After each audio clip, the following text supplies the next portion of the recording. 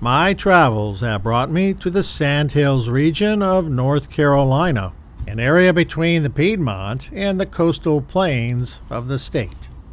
Specifically to a rather significant historic building here in a town called Hamlet, a landmark that takes the form of this amazing-looking old railroad depot. Built in 1900 by the Seaboard Airline Railroad Company during the heyday of passenger service. And don't be fooled by the word airline, because Seaboard never flew a single airplane. Early railroads liked using the word airline because it had a way of conjuring up images in the minds of passengers that their railroad was as straight as a line in the sky, thus faster and cheaper. Even back then, you had to watch out for those sly marketing guys. The town of Hamlet did not exist before the American Civil War. It was 1872, with the railroad just completing the line as far as Charlotte. An Englishman named John Shortridge showed up and decided to build a textile mill on a creek near the rail line. He named his new home Hamlet, likely in homage to the many hamlets he remembered from back in Britain. A post office came in 1876. That same year, Shortridge sold land to the Raleigh and Augusta Airline Railroad, which placed Hamlet at the juncture of two railroads at a time when railroads were expanding across the country. Repair shops appeared to keep engines and rolling stock in good working order. Seaboard Airline Railroad made Hamlet their regional headquarters. The railroad not only brought jobs, it brought passengers, lots of passengers. They came in trains that carried names like the Orange Blossom Special and the Silver Meteor. It was a time before sleeping cars. Passengers would overnight in hotels along the rail line, like Hamlet's Seaboard Hotel, eating meals and perusing shops and stores. World War I and later World War II brought more trains, more passengers, more cargo. Hamlet flourished. The ground floor of the terminal is the Railroad Museum, with all manner of railroading paraphernalia. Some very vintage telephone equipment, old handheld signal lamps. This is a switch position indicator, which seems like it's had far more use in target practice.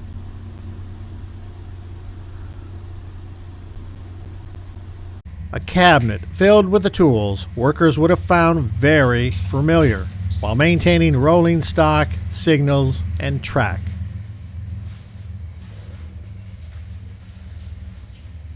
Track markers using the old-style glass reflector beads.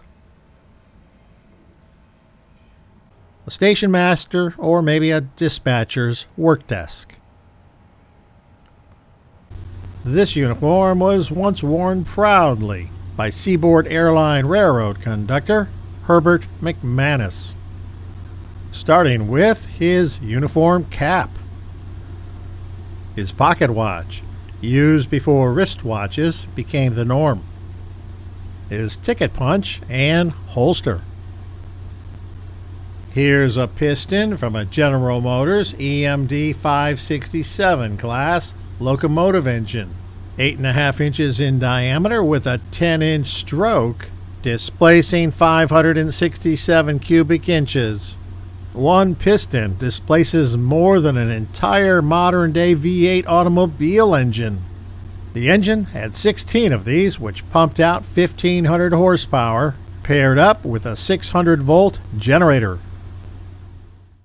Something I was unaware of is the fact that this amazing-looking rail station was originally across the tracks over by that Sperry Track Inspection Unit. In 2003, this 400-ton, 103-year-old Victorian structure was carefully jacked up, slowly moved 200 feet across the tracks, rotated 90 degrees, and set atop a new foundation where you see it today. The building then received a $12 million facelift and reopened in 2004. Today, it serves as a focal point in the heart of Hamlet, as well as the museum we just walked through and the town's Amtrak station. Across the street from the station is Main Street Park, which also pays homage to the town's railroad past. Starting with this signal semaphore, which would have served two side-by-side tracks. The signal is currently set to stop, do not proceed for both tracks. The park also has a 1964 GM EMD SDP 35 engine on display, bearing the number 1114, and the cab is open. The engineer's station and the view out front. The panel behind the engineer. What? Engine start? Let's see if it still works. Fantastic!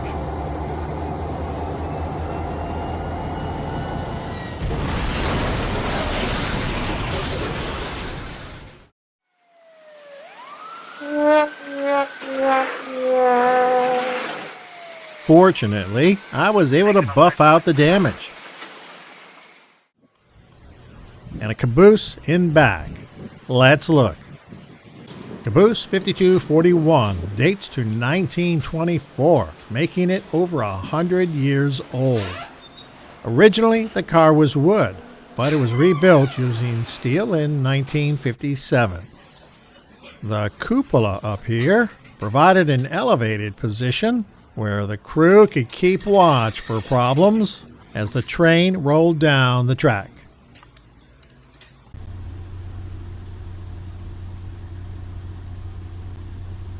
The caboose, once a common feature on trains before the 1980s, was where conductors, flagmen, and sometimes relief engineers rode. Most have a cook stove, toilets, office space for conductors, and a place to sleep. Today, cabooses like this one are mere relics of a bygone era. By the 1950s, there was a change in the air. Competition between railroads, the rise of interstate trucking, and passengers preferring personal cars and airlines over trains took jobs elsewhere. By the early 1990s, Main Street shops were mostly empty. The once posh Terminal Hotel, gone. More recently, town leaders have worked to revive the community, establishing the Seaboard Festival, an annual event which celebrates the town's connection to the railroad, restoring the town's historic rail station, and turning it into the town's Amtrak station and railroad museum. And there are more historical sites to see in Hamlet, like the old Tornado steam engine in the Tornado Building, and the National Railroad Museum and Hall of Fame, which we aren't going to have time to see.